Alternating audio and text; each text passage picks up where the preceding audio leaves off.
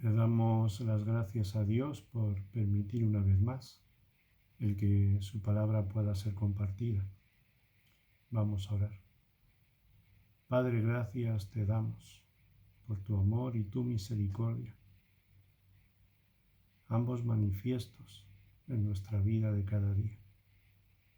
Y gracias Dios porque tú nos has dejado tu palabra. Ayúdanos a amarla, ayúdanos a confiar en ti cada día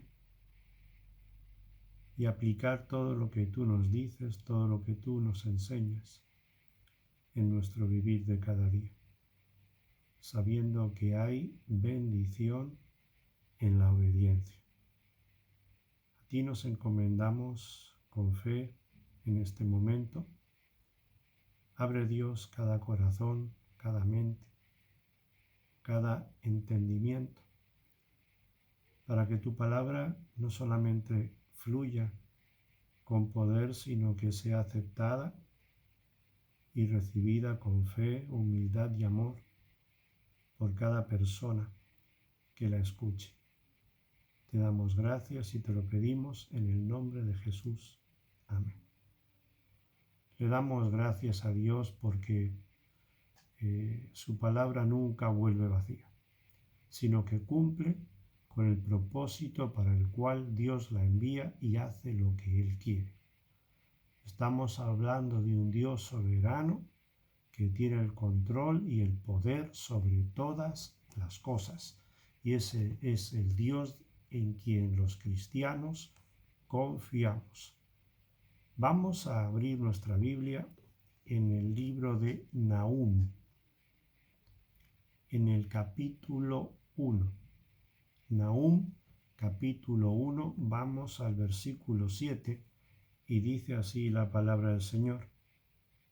Jehová es bueno, fortaleza en el día de la angustia, y conoce a los que en él confían. Qué palabra tan preciosa. Es como encontrar un oasis en medio de un desierto. Y en este caso podemos referirnos al contexto histórico en que se ubica el momento en que esta palabra de Dios sale a la luz, y es debido al juicio anunciado a la ciudad de Nínive.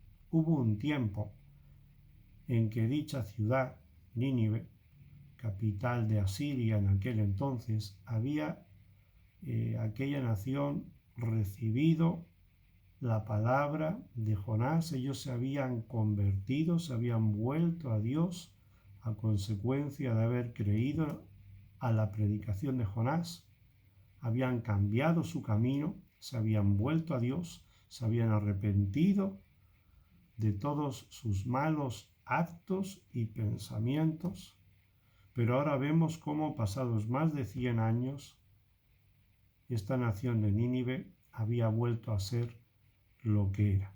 Se había olvidado de Dios, dice Nahum en el capítulo 3,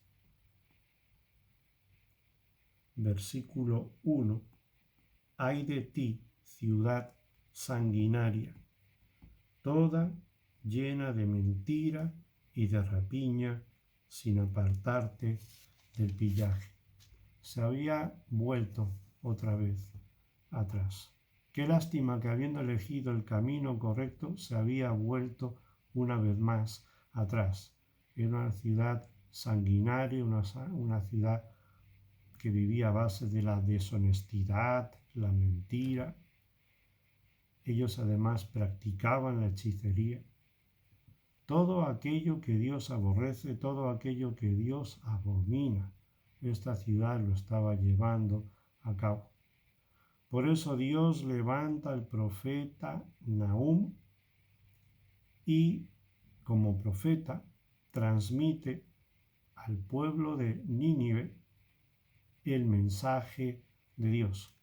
Y es un mensaje de juicio y de destrucción de esta ciudad, y al mismo tiempo servía como de vindicación para la ciudad de Judá, porque Judá en aquellos momentos está viviendo tiempos de aflicción y de temor. Asiria los tenía dominados y ellos, para defenderse, en lugar de depositar toda su fe y confianza en el Dios que todo lo puede y que tiene el control sobre todas las cosas, estaban haciendo alianzas con otras naciones extranjeras para poder defenderse de los asirios. Y Dios, en su misericordia, le da una oportunidad más a Judá para que confíe en Dios. Muchas veces el temor en el corazón del cristiano le hace dudar. En lugar de aplicar la fe a su vida, en lugar de usar la fe y aplicarla a la palabra de Dios, el temor hace que muchas veces el hombre quiera buscar soluciones por su cuenta, pero Dios está siendo misericordioso con su pueblo y está cumpliendo su promesa de liberación. Me pregunto qué había ocurrido, por qué Nínive, si en un momento dado se había arrepentido y vuelto a Dios, por qué ahora cambia y vuelve a sus malos caminos, a ser esa ciudad sanguinaria y perversa que se estaba haciendo rica y próspera a consecuencia no de buenas acciones o de un buen trabajo, sino de la deshonestidad y la mentira. Quizás no hayan transmitido a las nuevas generaciones la palabra de Dios. Qué importante es comunicar la palabra de Dios a nuestros hijos, a esas nuevas generaciones, para que tengan conocimiento de Dios, porque ahora Nínive había dejado de conocer a Dios. Por lo tanto, Nahum trae un mensaje, les exhorta al arrepentimiento y avisa acerca de la destrucción y juicio que vendría sobre la ciudad de Nínive. Nahum tiene que volver a describir el carácter de Dios a una ciudad que ya no conocía a Dios. Y vemos cómo comienza diciendo que Dios es Dios celoso. En el versículo 2 dice: Jehová es Dios celoso. Dios es celoso de su gloria y Él está dispuesto a efectuar el castigo de todos aquellos que se oponen a Él, a todos sus enemigos, adversarios, a todos aquellos que han decidido llevar su vida sin tener en cuenta a Dios, sin obedecer sus preceptos, sin tenerlo presente cada día en su corazón y en su mente. No quiere Dios que el ser humano comparta su corazón con la idolatría, porque Dios no es que sea celoso del hombre, sino celoso por el hombre.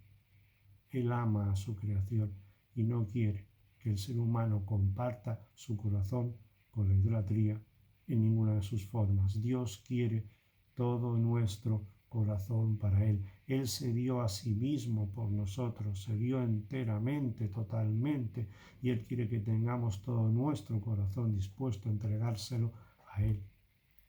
Él no quiere un corazón dividido donde tengamos parte para el pecado y parte para Dios, sino que todo nuestro corazón sea para nuestro Señor y Salvador.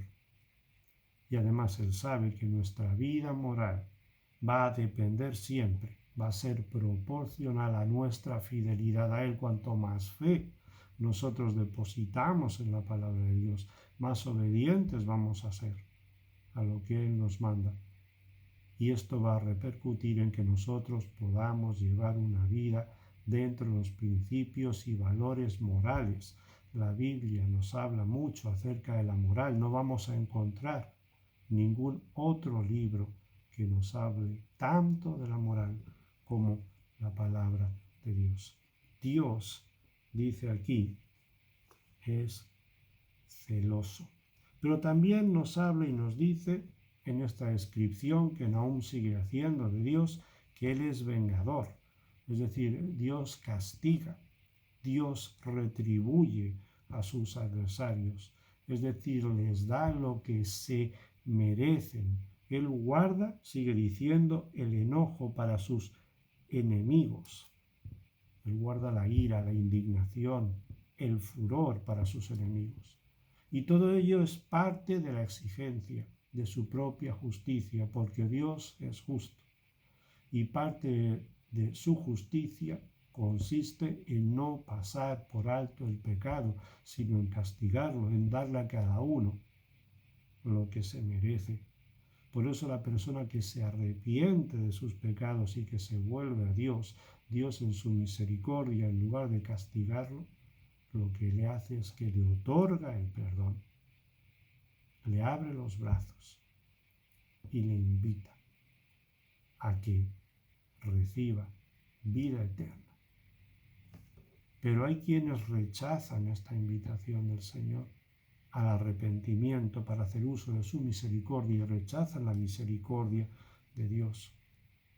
Y Dios no puede pasar por alto el pecado. Dios es tardo, dice aquí, para la ira. Pero aún así, aunque Dios es tardo para la ira, tomará venganza de todos aquellos que se enfrentan a Él. Y quiero hacer la observación de que cuando empleamos estos términos, Dios celoso, Dios vengador, Dios guarda el enojo, tenemos que tener en cuenta que lo hacemos en un uso antropomórfico, es decir, estamos atribuyendo cualidades humanas a Dios que no es humano. Estas cualidades que son negativas en el humano, son perversas, son pecaminosas, lleva al ser humano a la destrucción, pero Dios sabe cómo usar todas esas cosas para el bien del ser humano, para establecer justicia, para hacer prevalecer su nombre, tanto en el cielo como en la tierra. Y no olvidemos una cosa, Dios es grande en poder, Dios tiene el control sobre todas las cosas, Él lo controla todo, Él lo puede todo, Él controla la naturaleza. Cuando oímos todos esos relámpagos, cuando vemos esos tifones, cuando el mundo atraviesa los huracanes, los volcanes, todo cataclismo que pueda haber dentro de la naturaleza, debemos aprender a mirar un poquito más allá y a darnos cuenta que Dios se encuentra en medio de todo eso, que Dios tiene el control de todo ello y que además forma parte del escenario del fin del mundo, porque estamos avanzando hacia ese escenario. Pero no solamente Dios es celoso, no solamente es vengador, no solamente guarda el enojo, guarda la ira, no solamente tiene el control sobre todas las cosas, es grande en poder, sino que dice que es bueno. Dice el versículo 7, Jehová es bueno, y es bueno en el más amplio sentido, bueno en sí mismo, bueno eternamente y para siempre. Y esto es inmutable porque Dios no cambia, Dios es el mismo ayer y hoy y por los siglos. Dios es bueno. Y los cristianos tenemos que proclamarlo con nuestra boca, independientemente de las circunstancias en que estamos viviendo, aquellos problemas que estamos atravesando. Cuando pensamos que ¿dónde estará Dios? ¿Por qué no actúa? No podemos olvidar una cosa, Dios es bueno, su palabra lo dice, Dios es bueno y para siempre es su misericordia. Nosotros no nos cansaremos de hablar de la bondad de Dios, porque Dios es bueno independientemente de las circunstancias en que estamos viviendo o aquellas cosas que tenemos que enfrentar. Dice la palabra de Dios en Mateo capítulo 19, el versículo 17, Jesús dijo, en su condición de hombre, dijo, Él le dijo: ¿por qué me llamas bueno? Ninguno hay bueno, sino uno, Dios. Mas si quieres entrar en la vida, guarda los mandamientos. Ninguno hay bueno, sino Dios. El propio Jesucristo, en su condición de hombre, declara que Dios es bueno. Jesús tenía una misión que cumplir. Tenía que llegar hasta el final. El sacrificio perfecto en la cruz del Calvario, ocupando el lugar de todos nosotros, para que todo aquel que en él cree no se pierda, mas tenga vida eterna, porque de tal manera amó Dios al mundo. Dios es bueno. Y Jesucristo, a pesar de tener que enfrentar todo lo que tenía que enfrentar, él declaró que Dios es bueno. Dios se hizo hombre en Cristo Jesús, mostrando así su eterno amor para con la humanidad. Por lo tanto, debemos reconocer la bondad de Dios aún en medio de este mundo en que estamos viviendo. Y no solamente dice aquí que Dios es bueno, sino versículo 7 nuevamente, capítulo 1 en Nahum: Jehová es bueno, fortaleza en el día de la angustia. Es fortaleza, es nuestra defensa segura, nuestra fuerza, nuestro refugio. A Él debemos correr. En Él encontramos la seguridad que necesitamos. Y además es el lugar más seguro para el creyente. Dios protege y manifiesta su misericordia una vez más, pero para todo aquel que en él cree, porque también manifiesta su ira y juicio para todos aquellos que no creen en él. Condenación para el impío. No hay paz para el impío. Jehová es bueno, fortaleza, dice aquí, en el día de la angustia, en el día de la aflicción, de la tribulación, de la calamidad, de cuando estamos en aprietos, en problemas, en dificultades. Ahí está el Señor con nosotros. Él es nuestra fortaleza en el día de la angustia.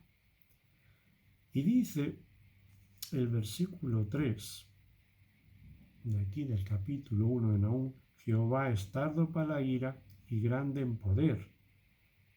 Y miren lo que dice ahora: y no tendrá por inocente al culpable. No tendrá por inocente al culpable, porque Dios es un juez justo que no puede pasar el pecado por alto.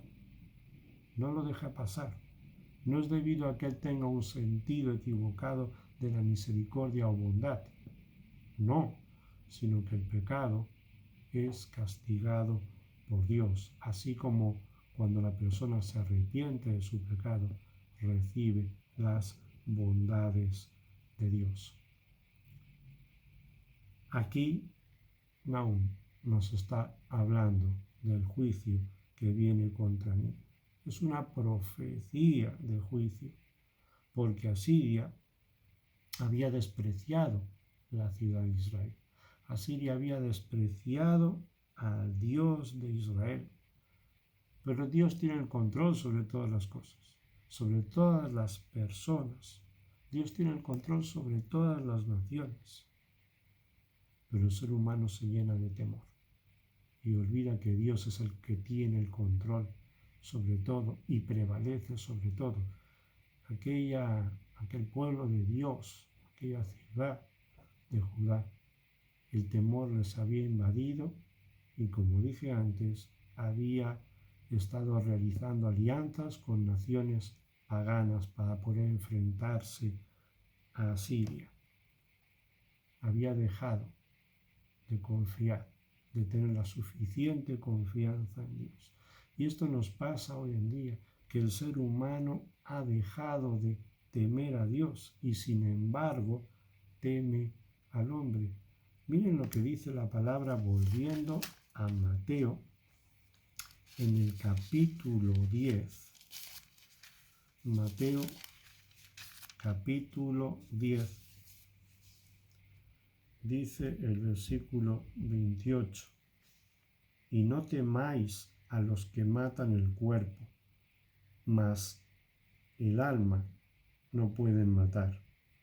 Temed más bien a aquel que puede destruir el alma y el cuerpo en el infierno. Resulta que el ser humano ha dejado de temer a Dios, ha dejado de sentir respeto por las cosas de Dios y sin embargo ha pasado a temer al hombre, cuando el que tiene el poder sobre todas las cosas y el control sobre todas las cosas es el Señor. Hay muchas cosas que pueden atemorizar al ser humano, muchísimas. En el tiempo actual en que vivimos, ¿qué es lo que vemos continuamente? Vemos aumento de la delincuencia, vemos consumo de alcohol, consumo de drogas, disputas, peleas, explotación infantil, promiscuidad sexual, maltratos en el hogar, abusos, injusticias, mentiras, engaños, cuántas cosas no vemos. Pero hay un Dios que todo lo ve y un Dios que todo lo puede. Y en lugar de llenarnos de temor hacia lo que nos puede hacer el hombre, debemos de confiar en Dios y saber que en medio de todo eso hay un Dios que todo lo puede y que no se olvida de sus hijos. Pero se ha perdido ese temor reverente hacia Dios, ese respeto hacia Dios. Y el ser humano se ha centrado en el miedo al hombre. Pero la palabra de Dios, que nos anima, nos fortalece, nos trae seguridad. Todos los que creemos en su palabra nos llenamos de ánimo y seguimos adelante. Dice, Dios es fortaleza en el día de la angustia. Quizás estés viviendo momentos difíciles en este momento, pero Dios es tu fortaleza en el día de la angustia. En medio de esa ira divina, porque Dios no pasa por alto el pecado, en medio de esa ira divina también podemos encontrar la paz de Dios para todo aquel que quiere y viene a refugiarse en Él. Por eso no debemos de cerrar los ojos ante una realidad. No se trata de no aceptar la realidad del tiempo en que vivimos, sino que tenemos que ser conscientes de cómo nos afecta todo nuestro entorno, de nuestras limitaciones, de nuestras necesidades y dificultades. Y tenemos que reconocer que tenemos una necesidad de Dios en nuestra vida, porque sabemos, los que hemos creído en Cristo, sabemos, como dice su palabra, que Jehová es bueno, fortaleza en el día de la angustia. Y sigue diciendo este versículo 7 del capítulo 1 de Nahum, y conoce a los que en él confían. Para los que confían en Dios, Dios se convierte en fortaleza, se convierte en un refugio seguro bajo cualquier circunstancia especial y nos ayuda a mantenernos en la paz que Él ha venido a darnos. Pero qué pena que el impío, el perverso, el que no conoce a Dios, ciertamente lo que le espera no es paz, porque no hay paz para el impío, sino juicio y condenación. Dios, sin embargo, tiene mucho cuidado en satisfacer todas las necesidades de los suyos, de los que le temen, de los que glorifican su nombre, de los que le aman. Y Dios dice aquí, el capítulo 1 de Nahum, versículo 7, conoce a los que en él confían, no solamente los identifica, no solamente sabe quiénes son y cómo se llaman, sino que los conoce, los comprende, los considera, porque guarda una comunión con ellos, porque hay una relación especial y estrecha, una comunión íntima con el Señor. Dios conoce nuestro sentir. Él sabe lo que anhelamos, nuestras dudas, conoce nuestras luchas, nuestros fracasos, nuestros aciertos. Dios es la gran fuente de fuerza y poderoso sostén de su pueblo. Miren lo que dice la palabra en el libro de Apocalipsis capítulo 3, versículo 5. El que venciere será vestido de vestiduras blancas, y no borraré su nombre del libro de la vida, y confesaré su nombre delante de mi Padre, y confesaré su nombre delante de mi Padre. Dios llama al arrepentimiento. Dios es un Dios justo que no pasa el pecado por alto. Eso es parte de su justicia, es parte de su amor.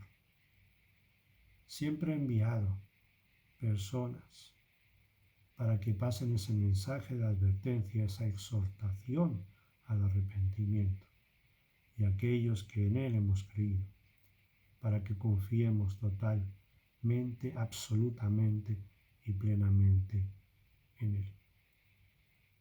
Y en esta hora, si tú estás viviendo lejos de Dios, la invitación es que te vuelvas a Él. Si tú no conoces a Cristo, la invitación es que lo aceptes como tu único y suficiente Salvador, que reconozcas tu pecado delante de Él. Y de esta manera podrás ser libre de esa ira venidera para juicio y condenación para todos aquellos que no tienen a Cristo. Su palabra dice que Él envió a su Hijo para que todo aquel que en Él cree no se pierda, mas tenga vida eterna. Ven a Cristo, obtén vida eterna. Y si ya eres cristiano, no te olvides de poner toda tu confianza y seguridad en Cristo Jesús. Jehová es bueno, fortaleza en el día de la angustia y conoce a los que en Él confían. Que el Señor bendiga su palabra en esta tarde. Que el Señor bendiga a su iglesia. Amén.